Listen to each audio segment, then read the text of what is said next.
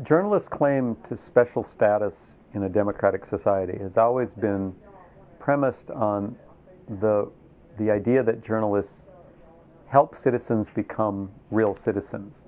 They do that not only just by providing information, but by providing information that holds the powerful accountable.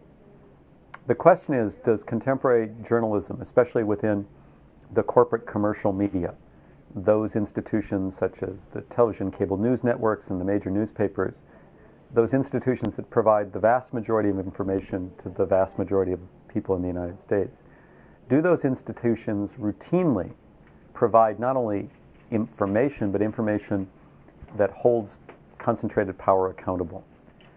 A lot of those of us who are critical of the way that contemporary corporate commercial news media operate would argue that journalists within those institutions don't do that enough and don't do it at the most fundamental level. So while journalists will cover the most egregious abuses of power within a system, they rarely write about the nature of that system itself. And that's where I believe journalists have an obligation, not just to cover the corrupt politician or the corrupt business person, but to cover the nature of the political and economic systems we live in and how they concentrate power and undermine real democracy in a more fundamental way.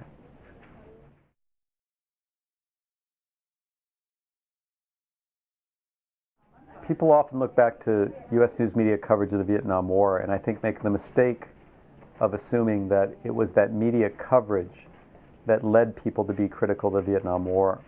I think it's almost exactly the opposite. It was the political organizing of anti-war activists that eventually forced the media to report more critically. So while I think journalists have an important role in providing that critical and independent analysis, information, and opinion that citizens need to become real citizens, I think that it's political movements that have a much more important role. Because I think journalists not only cover the world, they cover the world that is made relevant, and political movements make parts of the world relevant. So I think part of the reason there's not more vigorous coverage of the Iraq War is because there's not a more vigorous anti-war movement operating in the United States that would create pressure on the news media to give more attention to those issues. So the kind of the ball beginning to roll lies with the citizens ultimately.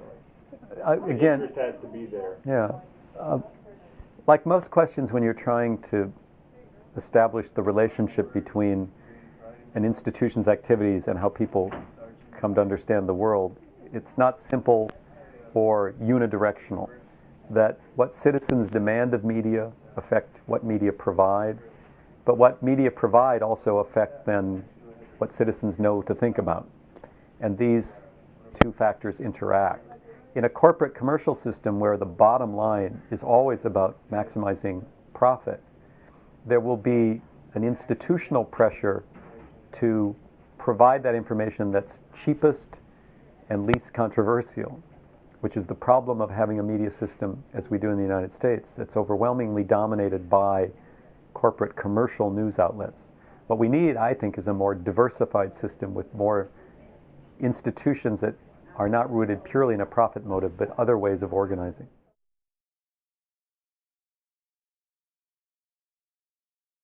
Well, certainly people, if we use the term news to mean anything that people are interested in, I think we're now out of the realm of journalism and we're just talking about what people find intriguing. And people find all sorts of things intriguing.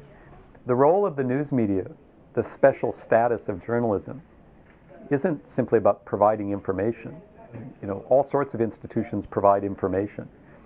The special status of journalism hinges on their ability to systematically, relentlessly, from a position of independence, hold concentrations of power accountable. That's the core of journalism. That's the core of a news media system in a democracy. The media more generally will seek, in a corporate commercial system, to maximize profit by providing any information, no matter how trivial. The core of journalism is quite different. And the question is, what's the relationship between journalism and these for-profit corporations through which journalists traditionally work?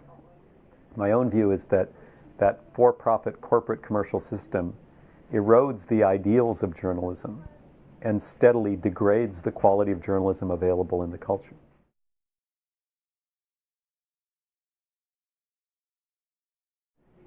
I think the changes in the news business, the failure of the traditional business model of advertising-supported news media, is both very challenging and threatening because what little public affairs journalism we have is now eroding. But it also creates new opportunities for different models of how to organize journalism, and it creates a space for a lot of innovation. So I'm not necessarily overly optimistic about where that will lead, but I have seen journalists, especially younger journalists, start to reimagine what it means to be a journalist, look for other models for funding their work, and doing it successfully. I think that the limiting nature of corporate commercial journalism has led a lot of people to look for other sources of information. And some of those people will actually fund other sources of information. So the combination of philanthropic giving to journalists, that is, large foundations and wealthy individuals, the combination of philanthropic funding, some limited government funding perhaps, and a broader citizen funding of journalism, I think can produce at least the possibility of new models where journalists can remain more critical, engaged, and independent in a way that corporate commercial news media have not been able to maintain.